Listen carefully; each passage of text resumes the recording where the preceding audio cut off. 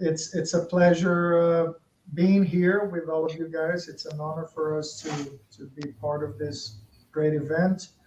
This is a panel that's been organized by the Institute for Functional Finance and Development in Brazil. And this is a new institute that we've created especially to tackle issues having to do with public finance from an MMT perspective. And one of our main topics of discussion has been the proposal of a job guarantee program in Brazil. And so we've organized this panel with some speakers who have been working on the issue. And what we're going to do today is discuss the specific case of Brazil. Right? So external factors and misguided policy choices have contributed to high macroeconomic instability and dysfunctional labor market conditions in Brazil in recent years. And in this proposed panel, our speakers will discuss some of the more relevant likely impacts given Brazil's social and economic specificities from the adoption of a federal job guarantee program for the Brazilian people. This is going to be mainly based on Hyman Minsky's original proposal. So I am Daniel Conceição. I'm a member of the Institute for Functional Finance and Development. With me is Simone Deos, who's also a professor at Universidade of Campinas in Brazil. She is a brilliant macroeconomist who works in all sorts of issues ranging from functional finance, monetary economics, financial instability, and lots more. You can seek her online and you'll see that she's got a lot to offer. Also with us and our speakers, well, Simone is going to be the moderator here. I'm going to be chair. Also our speakers with us right now are Caio Vilella, who is one of the directors of the Institute for Functional Finance. He's doing his PhD now in economic theory at the Federal University of Rio de Janeiro. And also with us, Isabela Callegari, who's also a member of the Institute, but she also works as a research associate at the Institute for Fiscal Justice in Brazil as well. She's got her master's from Unicamp as well, right, Isabela? And has been working a lot with issues regarding labor and particularly job guarantee from a gender equality point of view. So I guess we also have Samuel Braun, who's going to be presenting with us, but he's having issues right now to being able to join us. So let's go ahead and start. Maybe Isabela can start with your presentation, and let's see if I need to share the screen or if you can do it yourself. So Isabela, with no further ado, you can go ahead and present your piece. Okay, thank you very much, Daniel. Is it okay, the sound? Yes, sounds. Yeah, so I'm very happy to be here. First place, thank you very much for the invitation. It's a pleasure to be here with colleagues from the Institute to present this panel. So I will speak about the care economy that can be involved in such a program of a job guarantee. And let's try to share my screen with you. So if there's any problem, please, you can I'll help you tell me.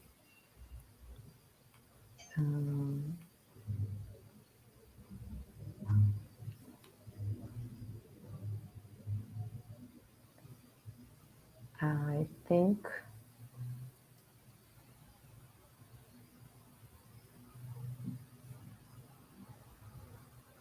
Is it okay for you?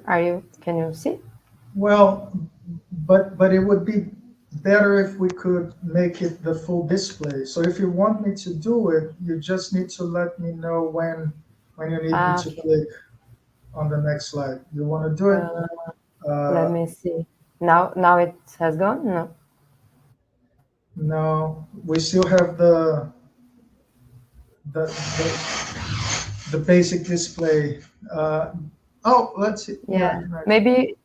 let's go ahead and I'll do it for you. It's fine. Okay. Just go ahead and Thank. unshare and you know. All right. Let's see. I'll share mine here. Just don't. Okay.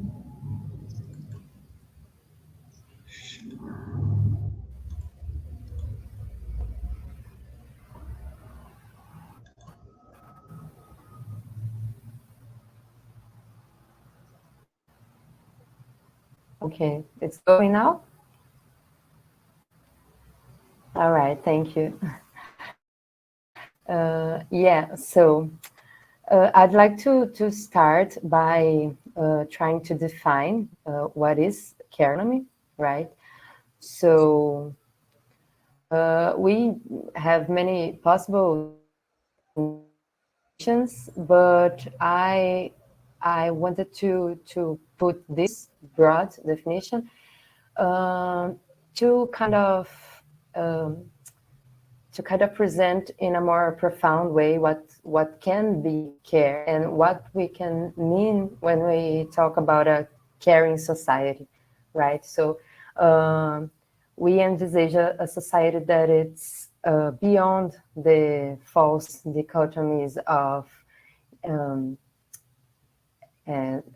economy, like monetary economy, and the rest that lies underneath this, and that is the very basis of it, like ecological processes and reproduction, social reproduction, right?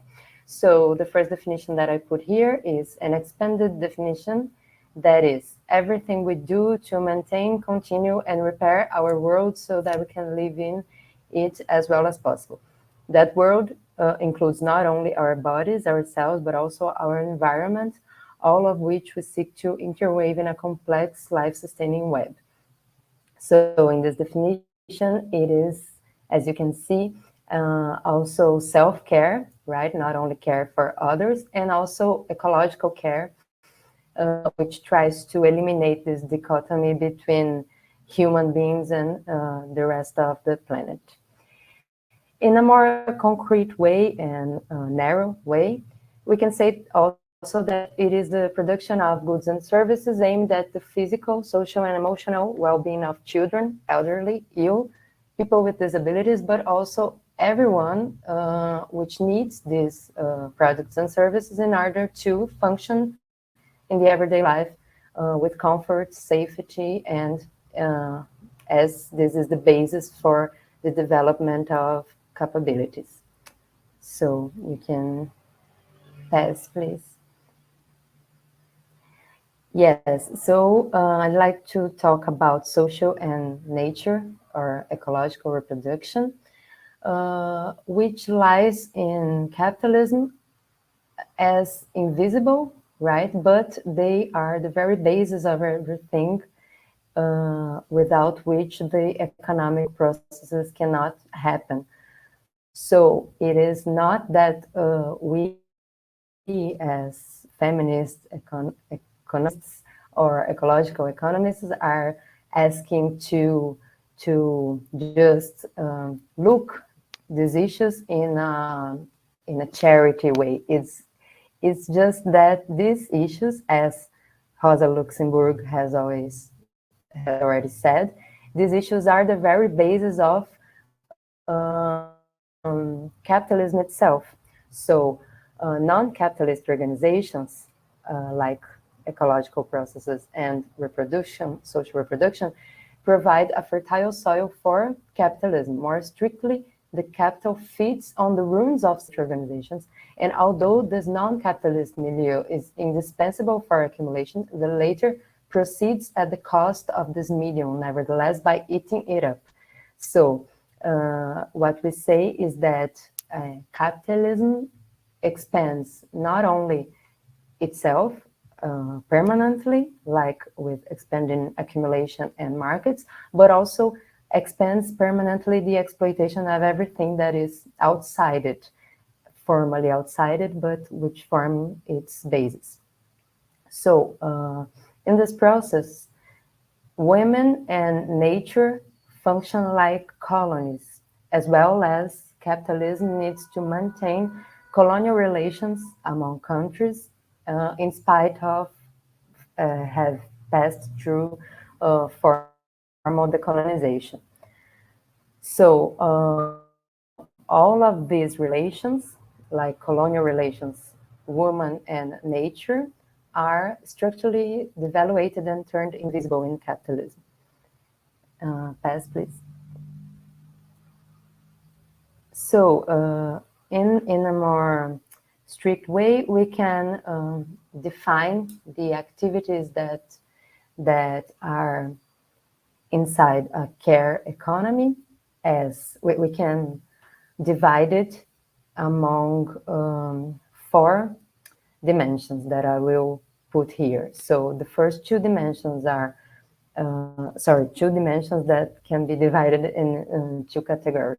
So the first one is indirect activities, which are the ones involved in maintaining the everyday of other people, and direct activities which are relational activities itself. So activities that are directly being performed with another person.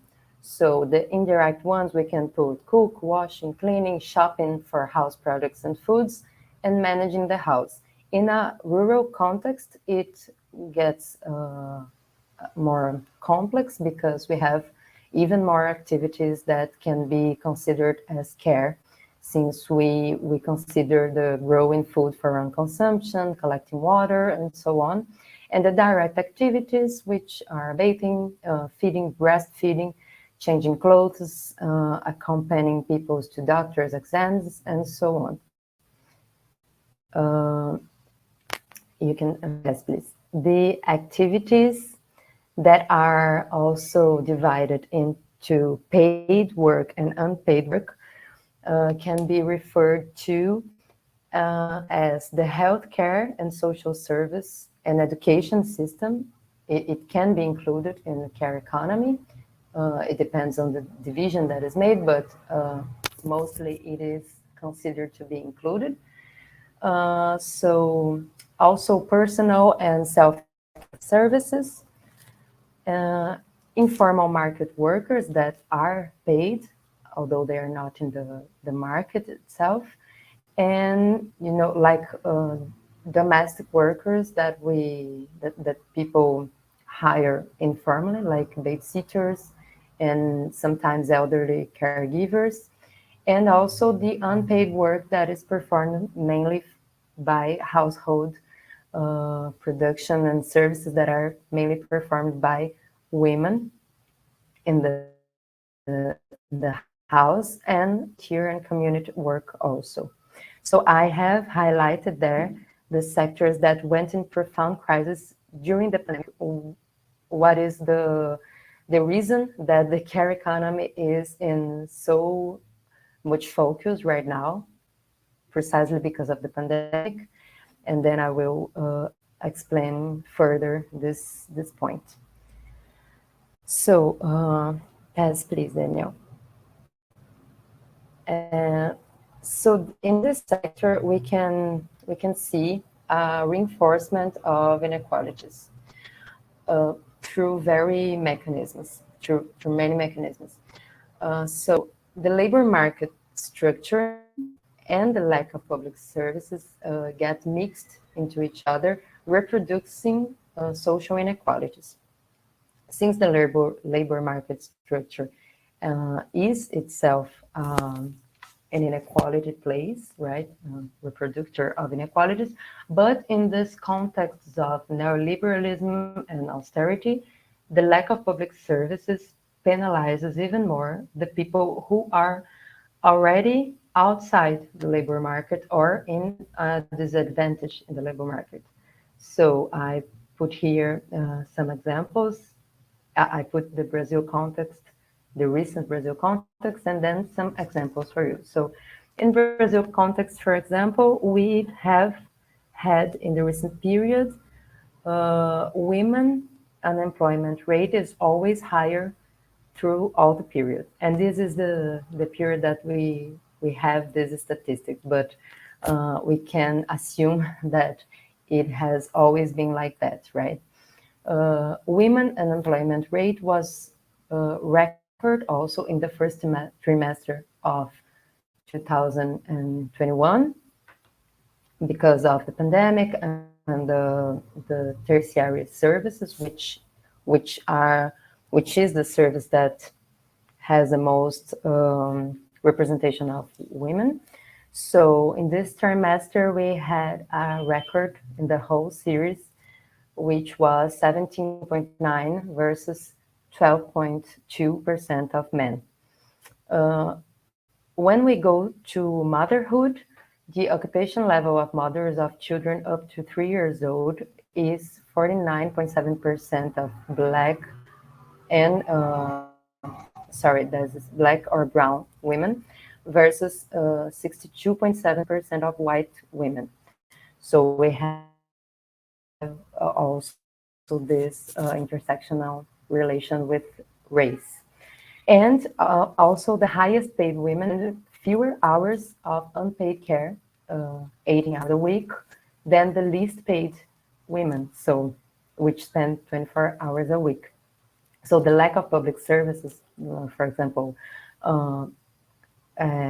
child care services or school for the youngest, reinforces the market inequalities since the least paid have to perform even more hours of work at home. So also we have inequalities in the chances of relying in outsourcing of some services and products. So richer families can pay for products, services, and even household capital goods such as laundry machine, or they can have an individual vehicle, which can save time in these household chores activities. So also the outsourced domestic service will be provided mainly by these poor women who will, by its turn, accumulate or neglect their own self-care demand or their family care demand, which is already higher by this previous point that they don't have any social assistance, public services, and they don't have the money to buy products and services that will gain time for them.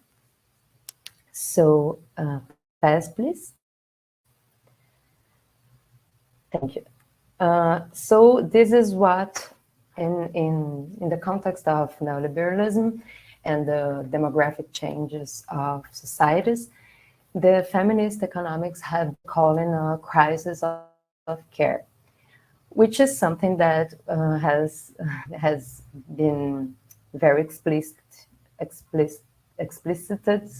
with the pandemic. So the crisis of care is precisely driven by those factors that I mentioned. By one hand, we have the aging of population, mainly in rich countries, and the decline in working population in those countries that will demand immigration and attract immigration of poor people.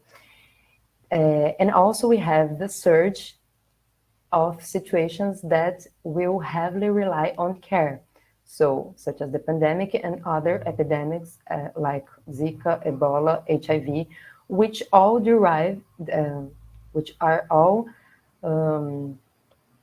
which come from our unfunctional mode of development through the environment. So it is all connected.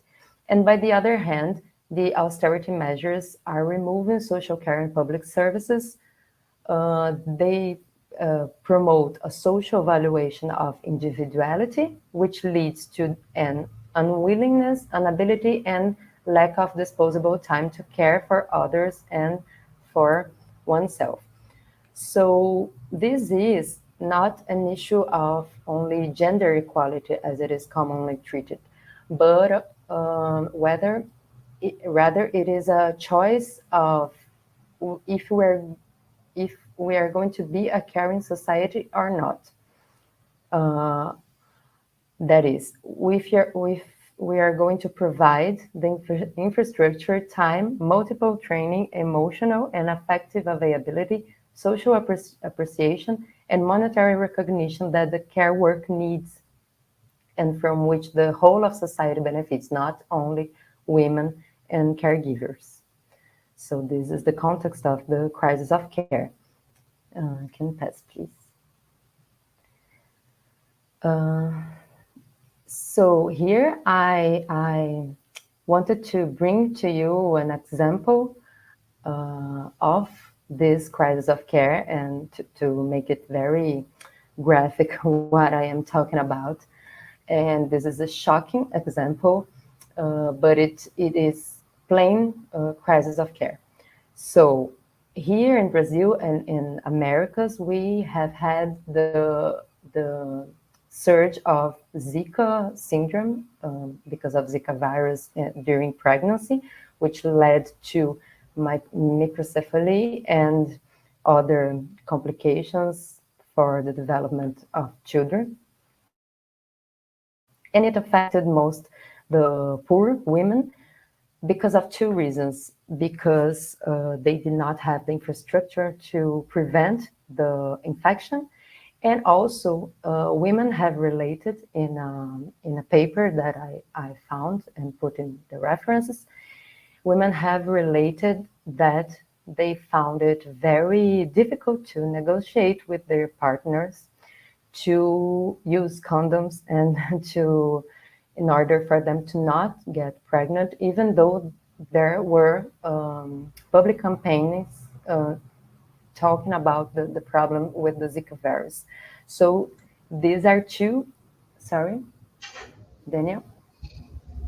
No, yeah, I was going to say we're running out of time. If you can try to Yes. conclude within Okay. a few minutes. Okay. I'm going faster. Thank you. So this is a case of mode of development that led to the uprise of this virus outbreak. We have compulsory maternity, which is put mostly on poor women, and we have also the lack of infrastructure to prevent from the infection. These women are now taking care of children, which are citizens, and they are providing special care because they are children with disabilities and special needs. And they are out of any kind of benefit because of austerity packages, which are putting people in a very big line to wait administratively for these benefits, which is supposed to be a right of them. So this is not only impoverished people by capitalism and that are in a lower standard because of austerity. It is also and fundamentally a crisis of care because this woman is a worker, a crucial and invisible worker. So you can, yes, please. I will try to conclude. So we have many specificities of the care work, which is it is limited possibilities that it has to be commodified, to have its productivity increased, and to be mechanism to suffer, rise in productivity through mechanization. And it is indeed not desirable that it happens because it is fundamentally activities that are relational, that need bond construction and that the time matters very much. So there are many proposals for feminist. You can pass the slide, please. Thank you. There are many proposals of feminist approaches as how we can deal with this, which is recognition, reduction of unnecessary load of work, redistribution, fair reward, political representation of care workers, and also that we have to put family and community inside the paradigm of welfare state, and elaborate a satellite account to take this unpaid labor into the national accounts. You can pass, please. So I will conclude fast with these two slides. We have so many problems with traditional heterodox policies in treating issues of care, since the traditional full employment policies or even fiscal policies, they tend to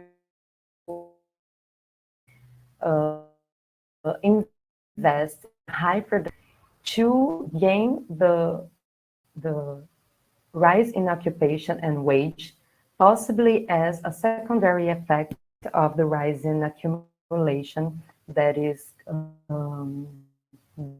guaranteed through increasing in aggregate demand.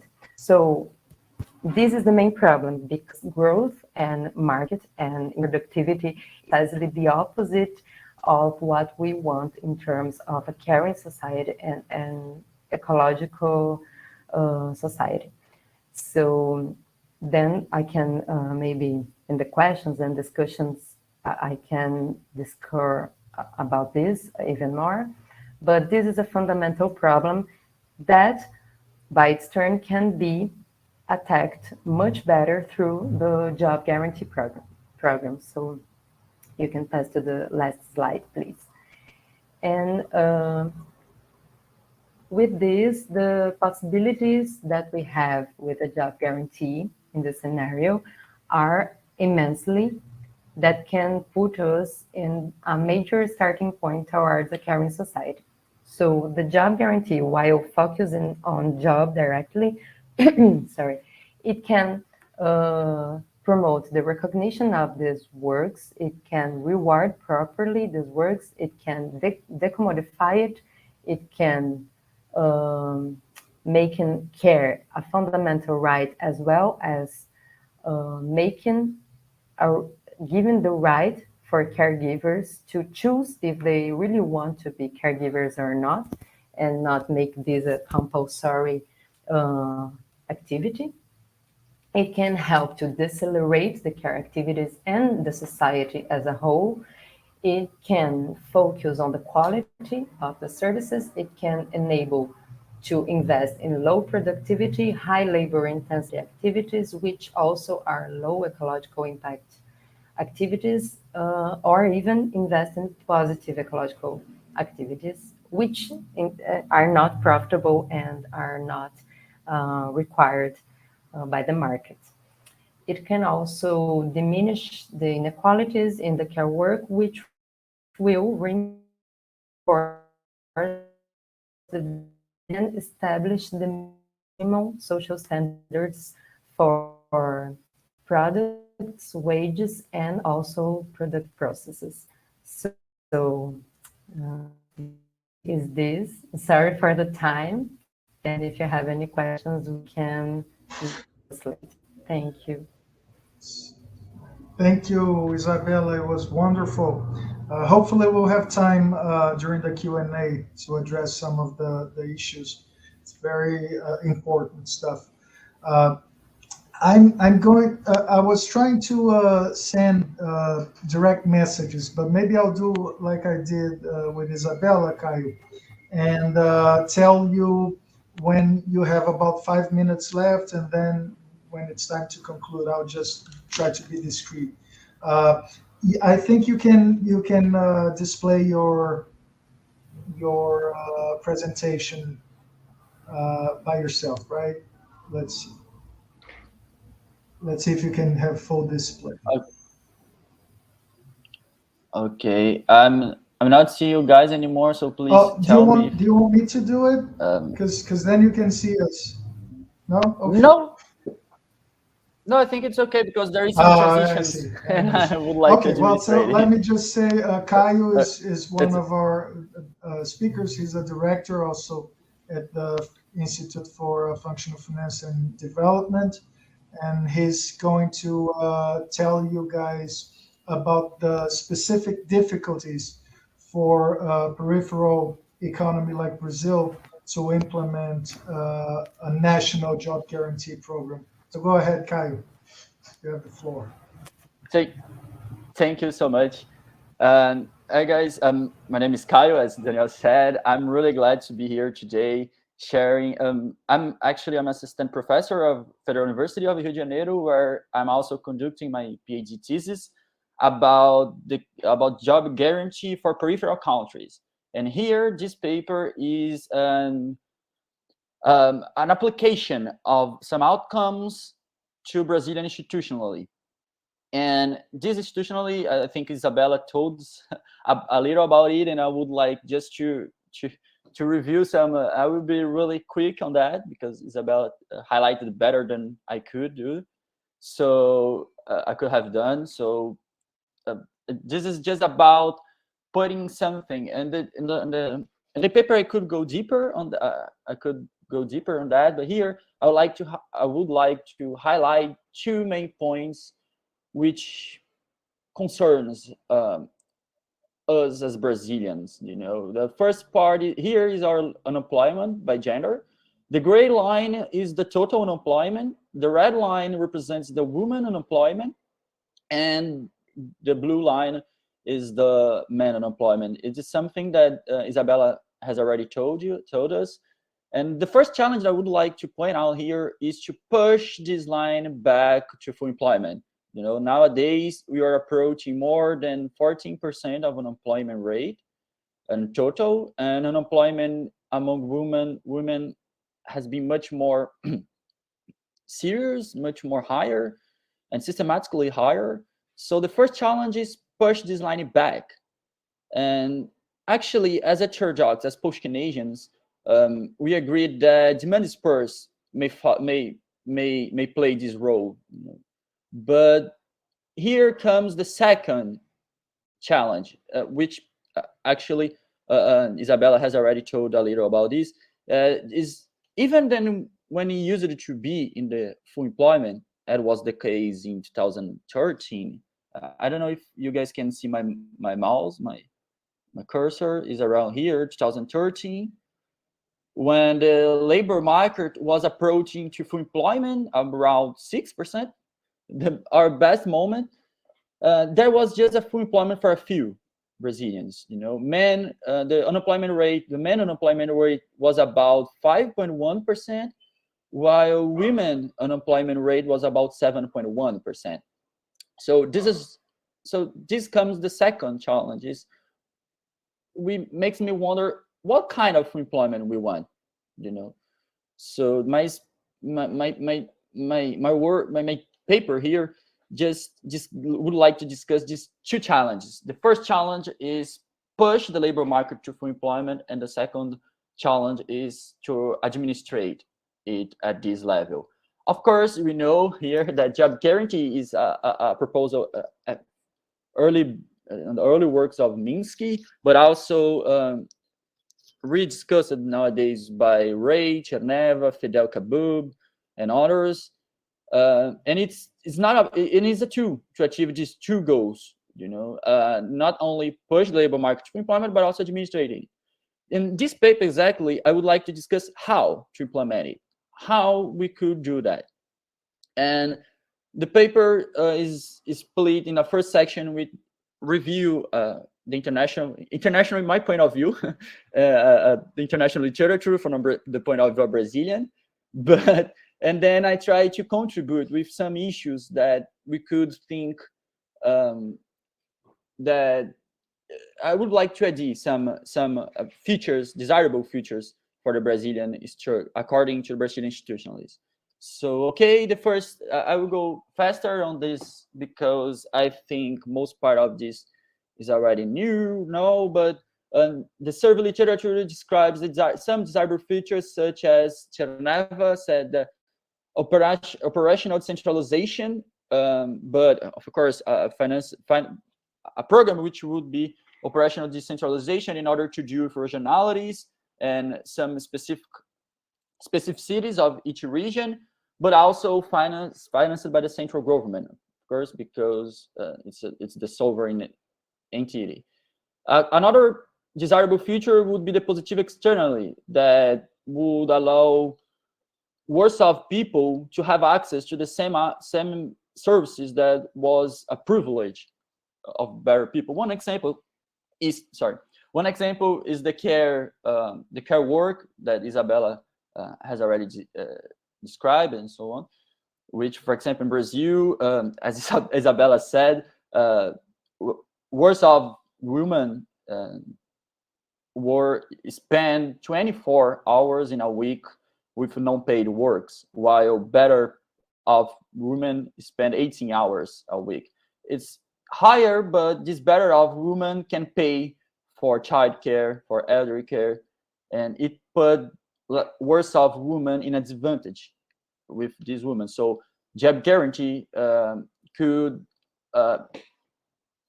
offer services to these worse off people in order to put them able in a better situation, actually, to compete, in the labor market. Another desirable feature is to care about the green agenda. Godin is one person who says that job guarantee is the only way of achieve the green agenda goals and also keep full employment. And another desirable feature highlighted by Ray, Cherneva, and so on, is about training program. Is a crucial part of the job guarantee. So this is the main characteristics, desirable features that I have pointed out. And I would like to think how these desirable features would help Brazil, and also propose other features to deal with specific challenges. But what is the first point is, come on, Caio, what is different from Brazil? What is different? What Brazil has in particular? What's particularly of Brazil? Here on the left side, we can see the balance of payment structure, broadly speaking, the current account and capital and financial account, which holds true for most part of the world, most part of countries on the world. Sorry. But peripheral countries has some. It says that, for example, if you have a trade account deficit, you have to finance it through financial account. So in order to pay for your imports, you have to finance it broadly in order to keep your exchange rate fixed, okay, and your international reserves constant. It's just two hypotheses, but I will flexible then later. But now let's keep exchange rate fixed, international reserves constant. So most part of the countries has to do that, but peripheral countries, due to our history, we learned that it's better keep a surplus, an extra surplus in financial account in order to accumulate international reserves, because hard times used to be really hard, So in order to avoid this constraint and balance of payments in hard times, we have to accumulate international reserves. And job guarantee could help us doing that. First, focusing the demand spurs on segments of low import demand. So it helps us to not squeeze the current account. So make the demand concentrate on sectors of low imports demand. Second thing, job guarantee could help us providing goods and services for job guarantee workers, and allow the private sectors to produce goods and services to export and not to attend this kind of workers. Another feature is providing the first feature is related to the regionality. The second feature is related to the positive externalities, and the training program and also the positive externalities could help us providing goods and services that could improve export competitiveness. For example, investing on capacity or to improve the capacity of our workers and increase their productivity, so it could give some competitiveness for our exports, and it could somehow improve our current account situation. But of course, job guarantee will not solve this problem, this entire problem, because it's as I should use it to say, is a original sin, for example. It's a long way problem. So in order to think about this problem, I would like to split two scenarios. The first scenarios is a short-term balance of payment constraint, with which you have a capital fly, for example, and a brutal exchange rate. And so in this way, if you have to move exchange rate to point A to point B, you can use foreign reserves previously accumulated in order to softly devaluate your currency and move to point A to point B in a manner that avoid abruptly changes. This is how we could deal with that. Second scenario would be a medium-term, long-term constraint, which we could put in a situation which we will have some difficulty in order to finance our imports. In order to do that, we don't need to finish with a eventually job guarantee program. We could just ensure that our short-term interest rate will keep above a floor in order to attract foreign capital to finance, to make a surplus financial account, and this could keep some kind of autonomy for us. And the point is, the scenarios 1 and 2 could affect private companies. A higher exchange rate could cause a currency mismatch on the balance of these firms, and a higher interest rate would imply a higher cost for these firms, and eventually they can bankrupt. But the point is that job guarantee would foster a demand floor, because as long as these companies will fire people, job guarantee will hire these people and keep the demand and avoid abruptly drop in demand. So this will mitigate the recession provoked by this balance of payment constraint, and the job guarantee would not need to be finished. But actually, we have a scenario 3, which comes with a global liquidity crisis. For example, the Volcker shock of 1979, which might cause a BoP constraint that the capital fund. This kind of crisis are related with capital scarcity around the world. It affects even core countries like Japan or Euro countries may be affected by this. So in this scenario, there is no financial account to finance our imports, and we have to reduce our importation. In order to do that, maybe we have to balance our current account. And the point is that the demand ceiling compatible with current account balance, a balanced current account, may be lower than demand floor generated by job guarantee. So the demand generated by job guarantee can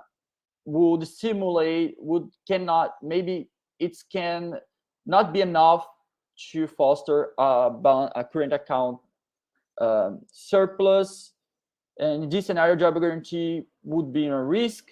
But maybe, and in this case, we have 2 tools to deal with that. Okay, without needing finish this program, we could implement capital controls. Capital controls will not be a part of the job guarantee program, actually, but would work as a shield to protect job guarantee, okay, and protect these flight capital. It's the first thing, but the second thing is just let the exchange rate appreciate. And the exchange rate appreciation maybe can balance the current account. The point is, but what is the limit? The point is, the exchange rate cannot depreciate forever. What is the limit? And the limit is related to the inflationary impact of exchange rate appreciations. And this leads us to the second point.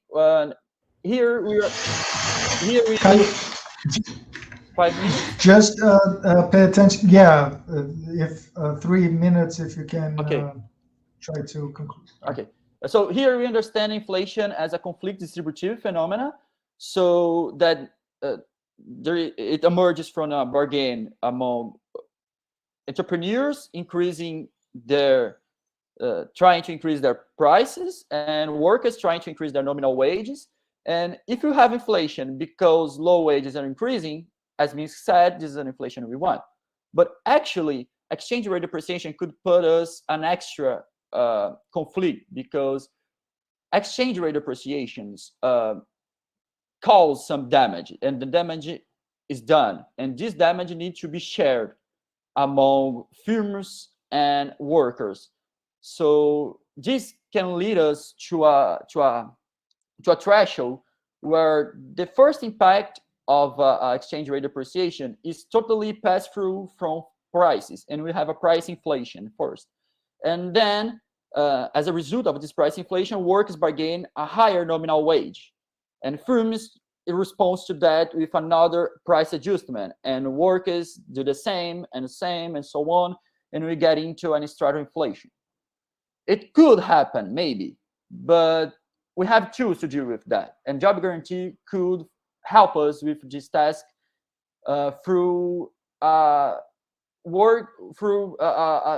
central bargaining council. This is something that similar that happened in the Nordic countries in the post-war, which you have a central bargain where entrepreneur firms and workers sit on a table, which government is the middle negotiating this adjustment, and this central bargain could help in this negotiation in order to avoid over responses for each side. And this council could negotiate wage adjustments in order to try to reduce the inequality among wages and avoid and spread the gain and the losses, and avoid intensification of the conflict distributive. This is one side of inflation. But I admit that we have another side of inflation. There is a demand inflation in the short run, because production takes time. So if you have a demand spurs overnight, if you have suddenly demand spurs, maybe supply cannot follow this demand, and the prices could increase because, and one tool to deal with this short-run demand inflation is a staged implementation. If you implement little by little, you give time to production increases and increase and increase in order to supply enough products according to the new demand generated by the job guarantee. So this is something that was tried in the India worker program. It's not a job guarantee actually, but there is something similar with that in India. So my final remarks, just to summarize in a nutshell, job guarantee is a necessary tool to take the economy to full employment and also to manage the labor market at full employment. But we need to pay attention in two concerns: external constraint and inflationary constraint. Okay, so the international literature has already dealt with these tools through three features: local jobs, the regionality could help the current account. Foreign capital control was already talked by Ray in a text to fix or to flow in a Rochon book. Ray told about it, and training program is already a discussed feature. But I also would like to propose two new features for this discussion. One of them is Central Bargaining Council, and another is stage implementation, in order to deal with this cost push inflation and to the short run demand inflation. So this is some remarks to think about. And thank you so much, guys, and sorry by the time. Wow, no, it was actually very fine. You didn't run out of time by much, but it was wonderful. I thought that was a very good presentation as well, and I think we'll have time to discuss it a little bit further towards the end. Samuel is our final speaker. He's also a director at the Institute for Functional Finance in Brazil, and he's a professor of political science. He's doing his PhD at the Federal University in Rio, and he's going to be bringing he's going to be tackling the political aspects of job guarantee program in Brazil. So I'm looking forward to that. Samuel, I'm going to be doing your slides, right? So let me go ahead Thank you. and present Thank you. it. Let's see here.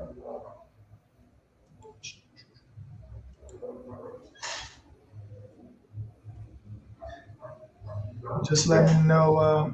I'll go ahead and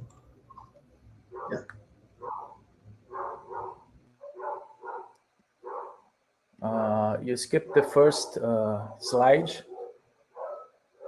please. Yeah, the summary. Thank you. Good afternoon. Can you hear me? Okay. Well, first I would like to thank Professor Daniel Conceição and Professor Simone Deos for the opportunity, as well Isabela, Callegari, and Caio, Vilella, and everyone involved in organizing this forum.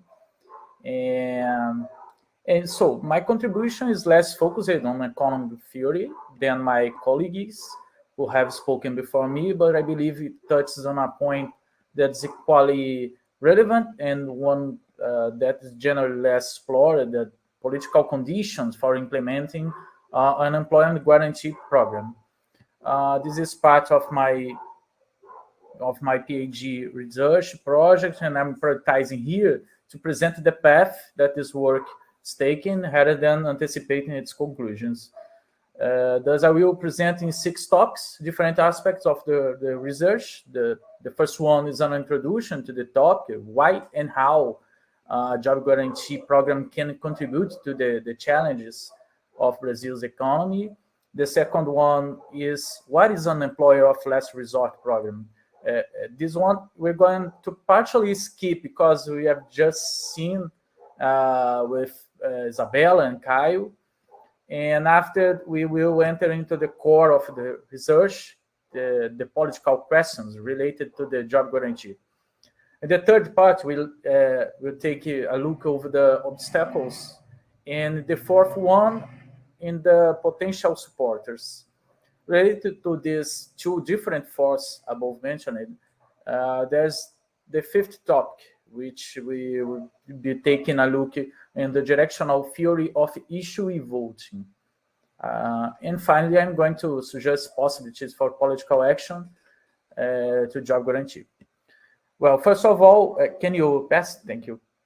Well, first of all, it's extremely important to talk about the economic and social scenario in Brazil over the last 20 years, after the 90s, when we adopted the neoliberal prescription of reducing state participation, privatization, and reducing labor regulations. We experienced a huge change in economic policy in the early 2000s. Mainly from 2005 until 2015, we experienced a continuous growth in real wages, above not only inflation, but also productivity. Each year, labor income increased its share of total income by an average of 1.2%. It is increasingly intensified the distributive conflict and reduced profit margins. Despite wage gains, unemployment decreased, which only increased the bargaining power of workers, especially the less qualified ones. This data is a result of the widely known work by Professor Franklin Serrano and Ricardo Suman from the Universidade Federal do Rio de Janeiro.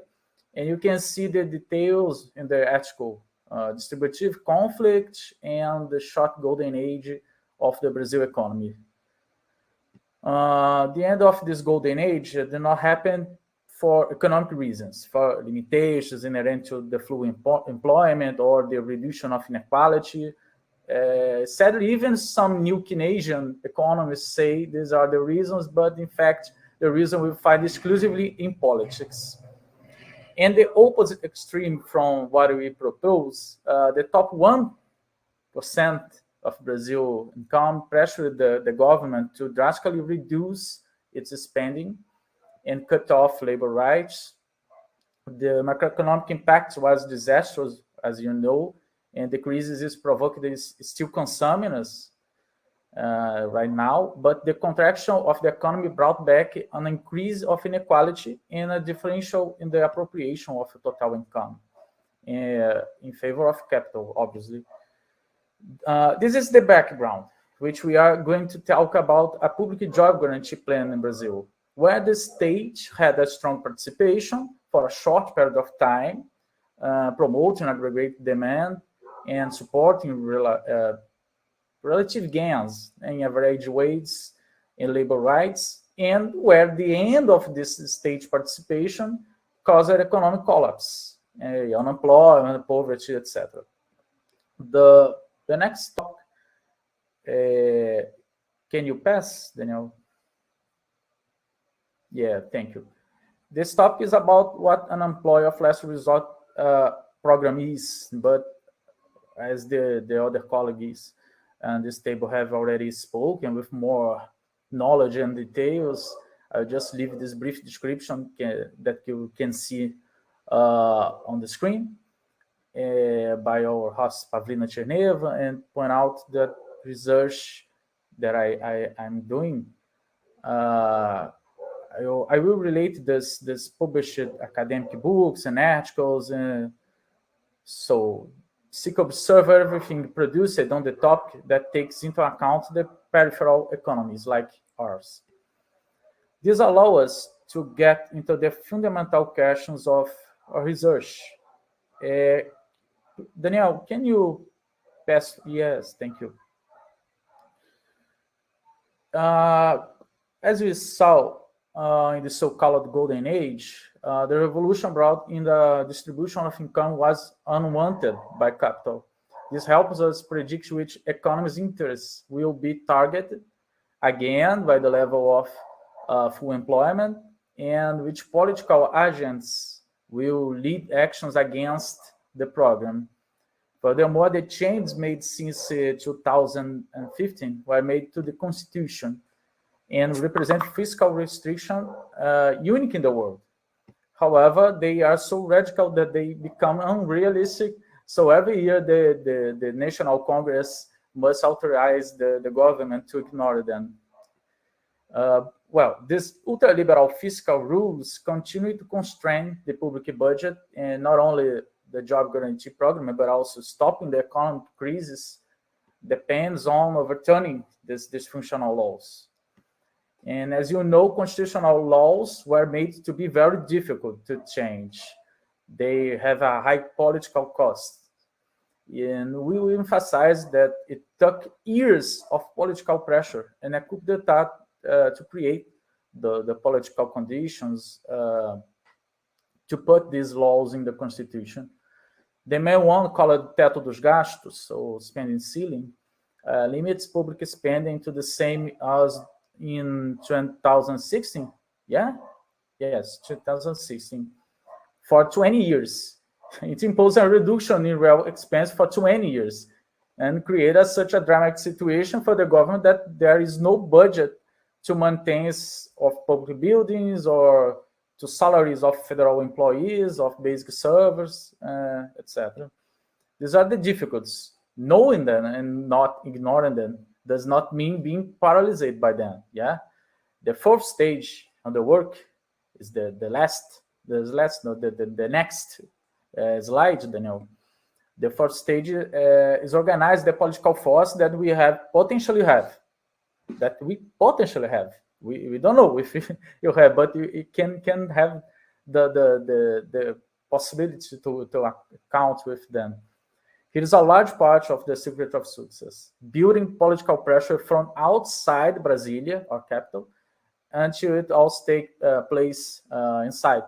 This means bringing on our side first the councillors and mayors, whose most cities have almost no money, and face most constitutionally spending obligations, and implicitly the expense that cannot be left for later, such as preventive health care, early childhood education, public transport, cleaning, etc. Besides the mayors and councillors, the deputies and governors who, in addition, not be able to create money, as you know, spend most of their budgets with debts of hundreds of billions to the federal government.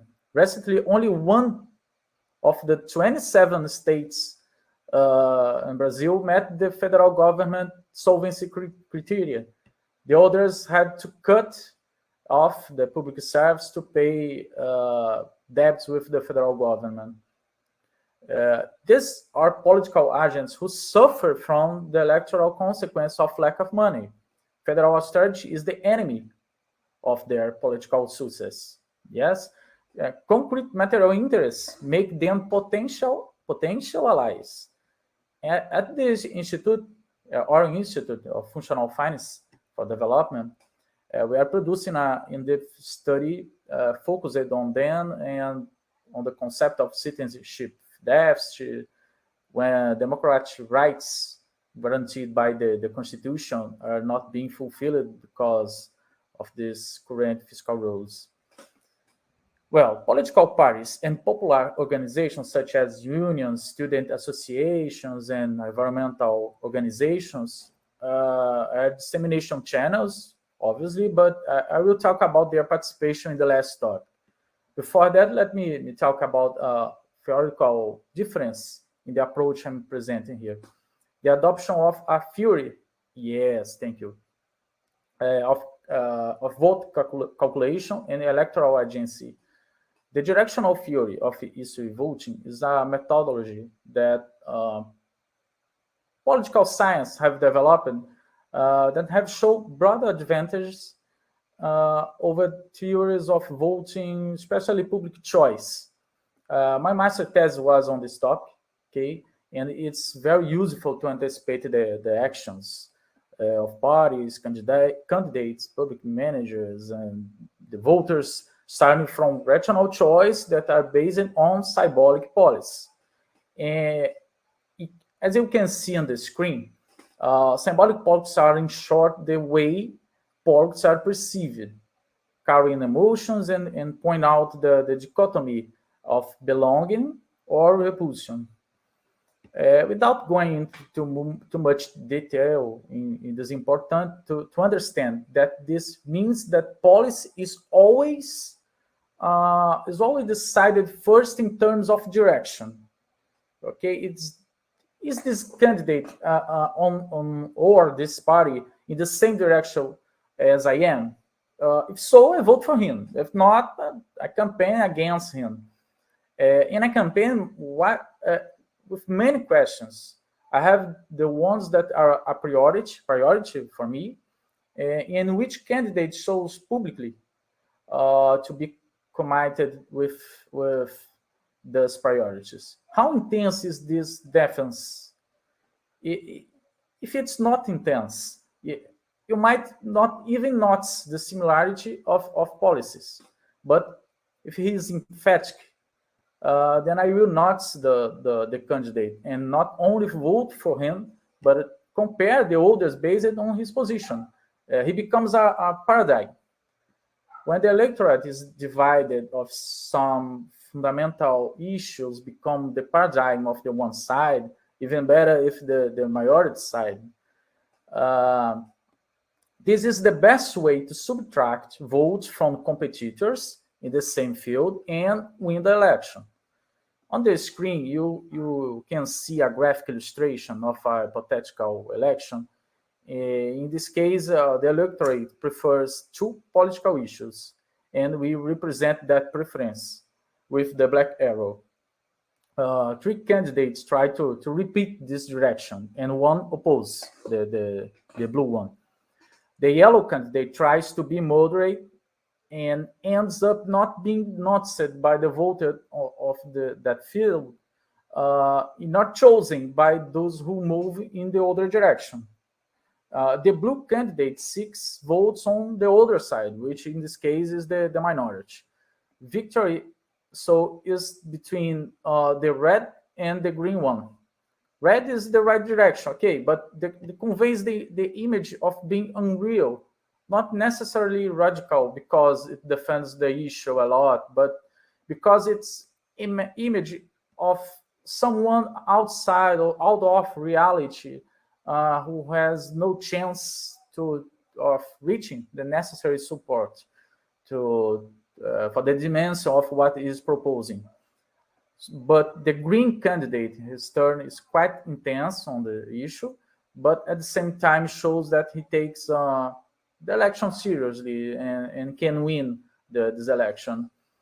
The electorate will not see the yellow candidate as on their side and will opt for the green one. And we do not have many time to discuss all the details here, but to open data of thousands of elections studied in different electoral models, but this allows us to organize political action with some guidelines. The first one is to understand the central issue of Brazilian political division and to adopt a clear direction. No politician can defend unemployment. It's an overwhelming value.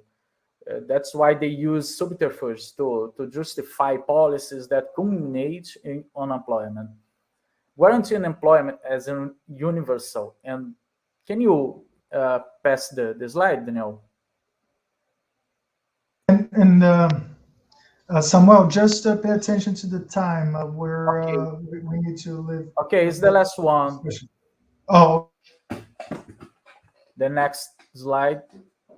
Yeah, probably the last one. Guaranteeing employment as a universal and immediate right and valuing labor income against other forms is a clear and comprehensive enough direction to attract the majority of the population with the necessary intensity. From this, some specific policies can and should be repeated everywhere and all the time, exploring feelings and ideas already solidified as a national agency to organize this common challenge. The SUS, the Brazilian Unified Health System, is something that every Brazilian knows and uses. And CAD Único, Unified Registry of Social Programs, was crucial during the pandemic and distributed hundreds of billions to approximately 70 million of Brazilians. They are vivid examples in the imagination of the people and should be used as an example for a national employment agency. Nobody thinks it's believable that a person becomes ill and is not helped immediately. Yes, and any excuse for not helping, usually economic excuses, cause a general revolt. It's like a murder. The abandonment of people without a job to maintain their lives needs to be raised to the same level. We need to raise the same level, the level of unacceptable, the impossible to postpone. I can read this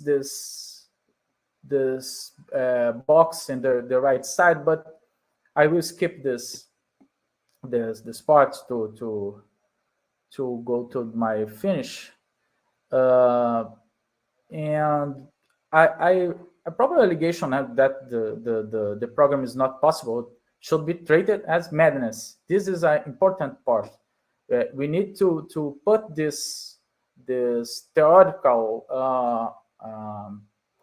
issues we have discussed here into the practice with a directionally and intensity political action, and this is my focus on the research. Once again, I thank you the opportunity and also for your attention and patience with the presentation given in foreign language, and thank you very much. Wow, that's actually very important, Samuel. I think this is something that we all need to learn and start strategizing based on what you showed. So with that, I think we have a few minutes to have a discussion here. There's a few people present here that I can see. So Simone will be the one facilitating the debate, and then I will try to squeeze in a few questions if there's time towards the end, but let's allow people to participate.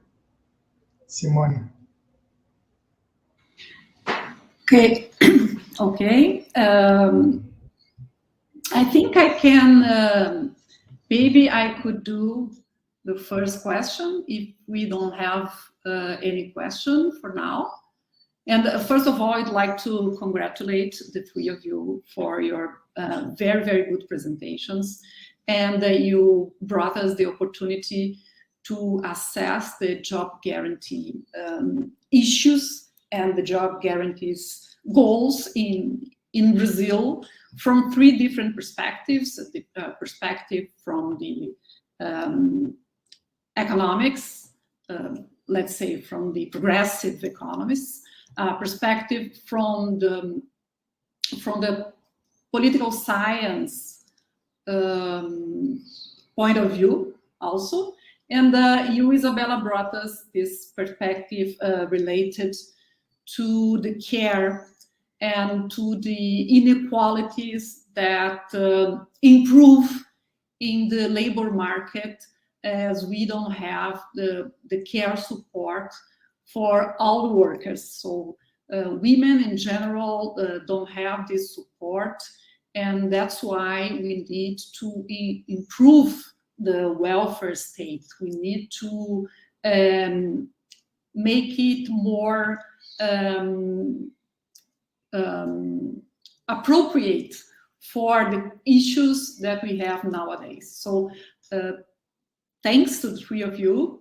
And if it's possible, I would like to hear from all of you, how do you assess the improvement in the debate relating job guarantee, of course, in Brazil mainly, in your three areas of expertise and in your political work and your activities that you do? I think it would be interesting from your perspective, the different perspectives, for us to know in which speed we are evolving to this goal of job guarantee and taking the care economy also as a main issue and an issue that we all have to care about. That's it. Thank you. I think we could start with Isabela. Okay. Nice question, Simone. Thank you. Can you hear all? Yes, I think it's amazing to tackle this issue because I have never listened about the job guarantee until 2016. So I'm kind of new also in this debate because I encountered MMT and job guarantee through my political activity, not through academia. So my political activity against the ceiling law, as Samuel has said, against the reform and our social security, all of this. So I have perceived through these years, since 2016, that this debate and MMT itself has entered a lot in ecological economics, which is my main field of research. Well, it is definitely influenced by the activities, political activities in United States with Green New Deal and Bernie Sanders, and Stephanie Kelton, and so on. But I think it is very, very it is an advance because in ecological economics we have always had kind of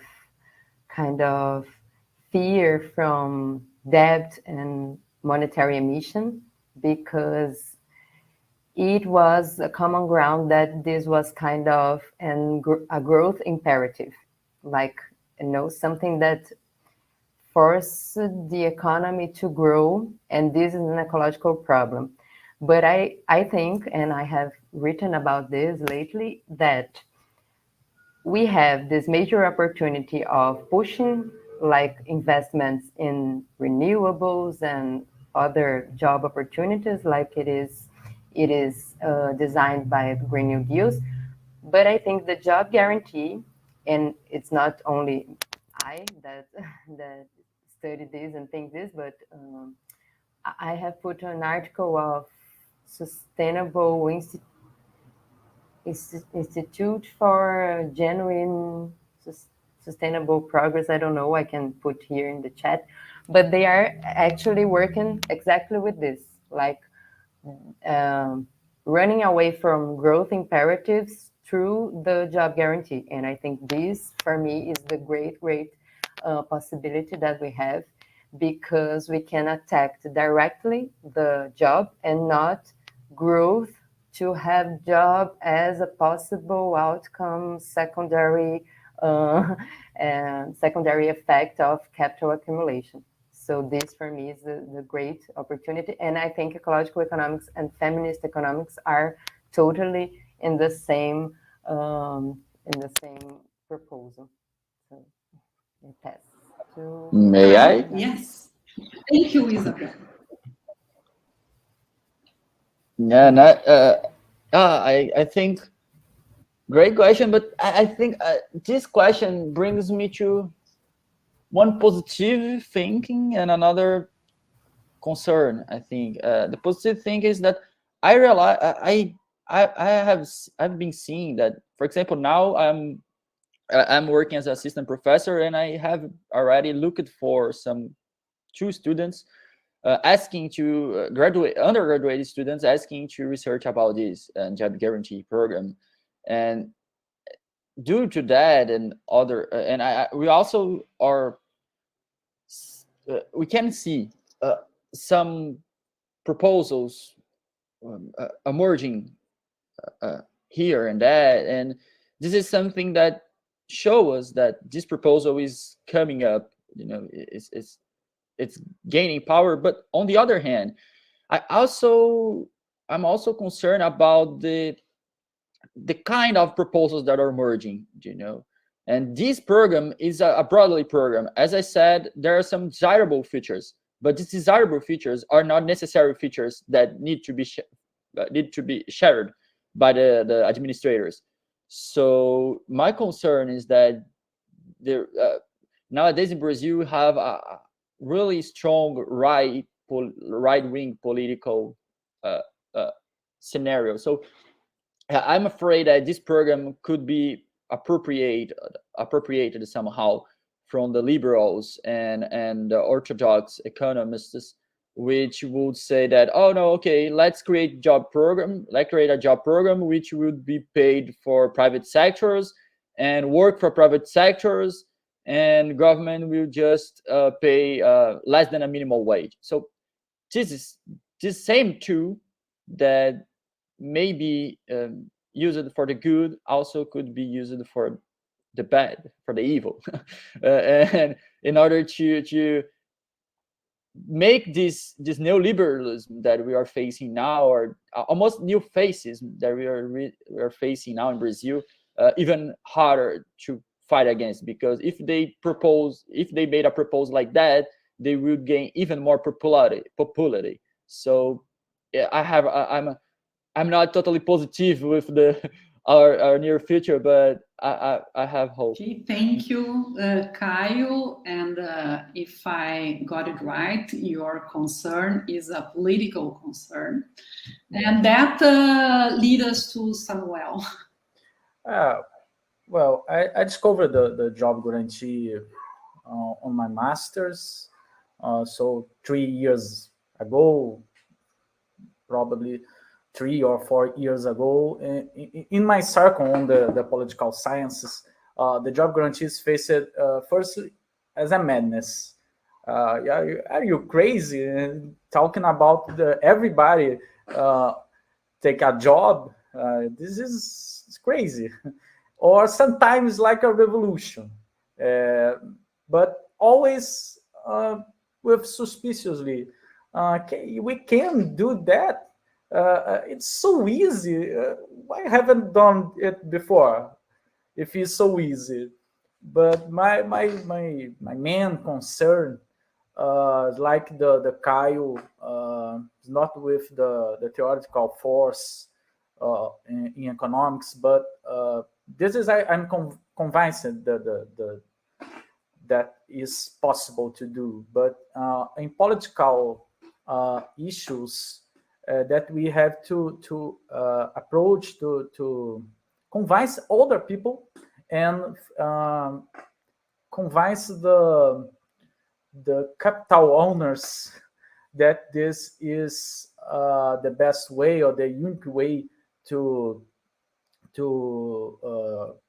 develop our economy. So the political questions is my main concern, because that I'm focused on that.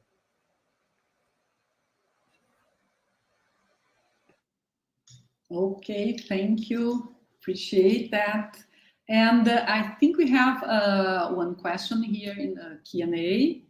And the question is, how many citizens in Brazil do you think would benefit from a job guarantee? So this is for any of you that can take this.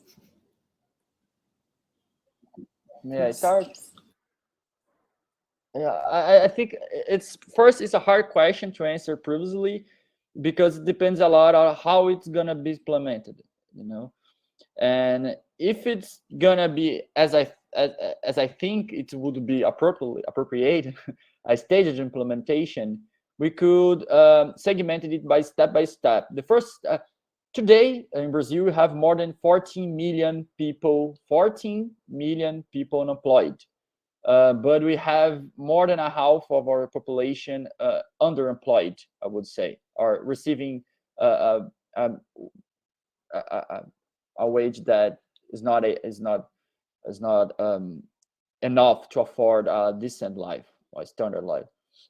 So we have a plan of work to do. So, but once that job guarantee would be implementing, it will be increasing the aggregate demand. And once the aggregate demand increases, it will turn on the private machine. You know, it would turn on the private demand also, and firms would start hiring more people. So hiring more and more people. So I think in the end of the day, it depends how the jobs will be able to stimulate the private sector to estimate. But at least I think 14 in this beginning, I would say that more than 10 million people for sure. Great, thank you. I think Isabela wants to. Oh, Simone, our colleague David De Cash said yesterday that are 33 million people on Brazil or unemployed or subemployed, yes, with jobs without rights or without the time to exercise his profession with all these capacities. So 33 million people is a high number, and we can build a program with this starting point of 33 million people that is needing a job with a good payment, and that explores their possibilities and capacities better than now. So 33 million probably is the number. Yeah. 33 would be the whole number that includes unemployed, underemployed. But I think Caio was tackling with the deal of the stage implementations also. That I think is something that we need to be careful. Isabela. Yeah, no, I just want to comment, focusing on this thing of the care economy, for example. We would have many people probably that would actually change their jobs, right? Because they actually are they are already doing things that are not being rewarded. So, for example, I encountered a study that the author mentioned that we had a kind of deceleration of the ingress of women in the labor force, even in the period that we have the boom of commodities and the golden age, our little golden age, because precisely the most poor women could not afford anyone to take care of children and household chores, so they did not enter the labor market. But they are performing a work already. So, but this work is not actually a work. So if we change these features of what is recognized as a work and what will be rewarded, people will also change. So of course, these are the steps of implementation, right? As Caio said, then people that start to receive something will spend this on consumption, and this will push other activities. So I think it's really hard to say in one shot how it would be, because we have many stages ahead and many considerations to be taken.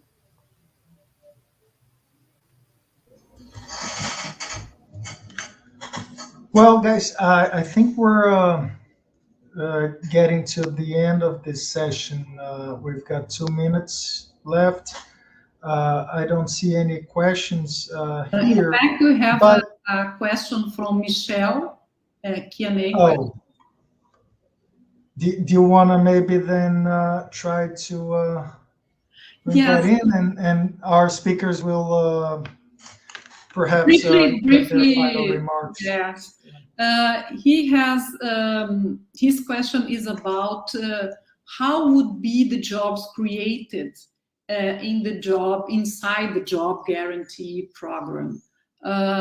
Knowing that we have many different types of profession, how would be this differentiation and so on? So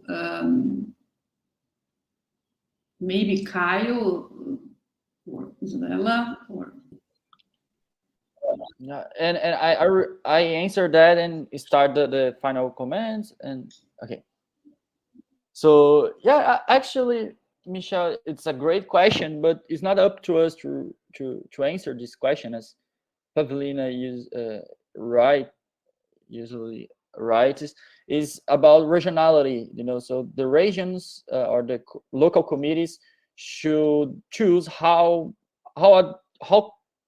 the labor force characteristics that needs employed there, needs a job there, and then you will for according to these characteristics are not up to us, but we can give some we put some light on the direction of creating care jobs, as Isabela could describe better than me, as elderly care, child care. Also, we can have you can use actually structures that are already in place with NLGs, social projects that are in our favelas, that already exist in our favelas. So we can work on that. But I don't know. my first impression is that these jobs should be first oriented by less skilled workers, and then we could think and try to incorporate high skilled works if it was the case. But yeah, actually there's some list of types of unemployment we could learn with the HEFES and Heterodox in Argentina. There would have some examples giving jobs for social security, community security, and so on. Also are some examples of activities, but it up to local community to choose what kind of employment should be offered. So yeah, with this, it's not a answer properly. I think it's just a mention. But anyway, I would like to thank so much Danielle, Simone, organizer, Isabela, Samuel as well. I'm really glad to be here, sharing a little of my thoughts and the results of my researches so far. And yeah, thank you so much. I appreciate the time. Thanks for having me. Thank you, Caio. This last question, I follow our reporter. Isabela, any final remark or? Yes. Well, I'd like to get on what Caio said and reinforce that for me, this is also the great advantage and potentiality of this program, which is to reconcile the two ends, like consumption and production, right? We in the capitalist society, the workers are totally apart from production decisions, and this is major social and ecological problem. So I think this is one great potentiality of the program to permit and also democratize taking back the decisions of production with society, and let society decide regionally, locally, the services and products. Also putting like minimum standards, right, of products, what we want to be produced, how we want it to be produced, and even work hours, right, which has been a long struggle of syndicates and workers' movements. So I think those minimum standards and reconciliation with decisions of production are great potentialities of the program. And that's it. Thank you very much. Nice to meet the colleagues virtually, but it has been a pleasure. Thank you. Thank you, Isabela. I fully agree with you. And now back to Daniel.